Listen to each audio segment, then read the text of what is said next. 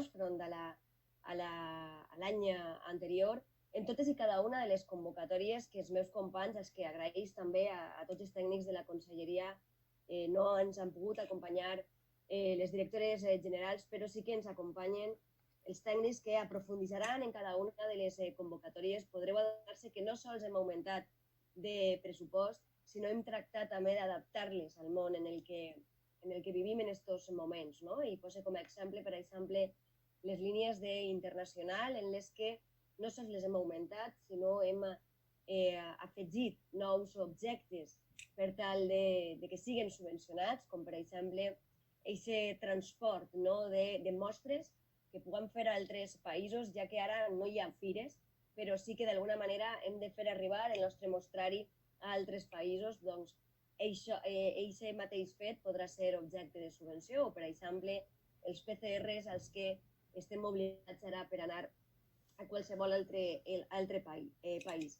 El que hem fet, com vos deia, és adaptar-ho també al moment que vivim ara, però vull fer també, donar sobretot les gràcies. Les gràcies a aquests equips de tècnics que en un moment en el que hem viscut el 2020 han sigut capaços no sols de treure endavant totes les ajudes que ja havíem convocat al principi d'any, sinó treure de noves ajudes per estar al costat d'aquesta reconversió que també molts sectors han fet per tractar de donar resposta a aquest moment sanitari. I hem estat ahí també en moltes ajudes, no sols la Generalitat Valenciana, sinó també el Ministeri. Vosaltres sou un clar exemple de que heu sabut aprofitar-les.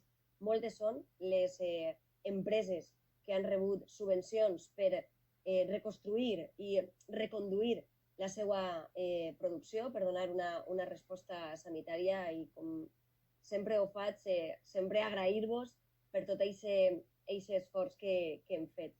Volia destacar també aquesta ajuda del 2020 d'inversió que vam tindre que dirigir als autònoms i que vam ser capaços en el 2020 de tornar-la a poder pressupostar perquè vos arribaren les diferents ajudes per a aquesta compra de maquinària o aquest canvi de software, a aquestes inversions que fareu en les vostres empreses per ser cada vegada molt més competitius. Les hem augmentat, com vos deia, de 35 milions a quasi 42 milions d'euros, que precisament avui, com avançava el president Pepe Serna, avui ha eixit publicades al...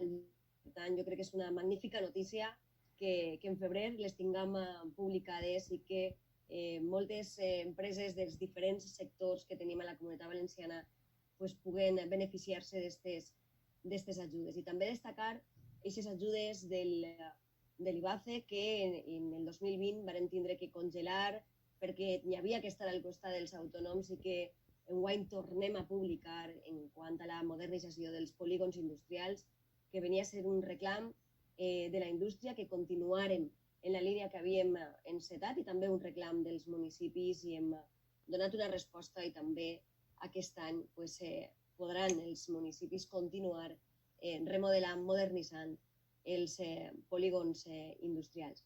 Donar-vos les gràcies de veritat per la tasca que feu.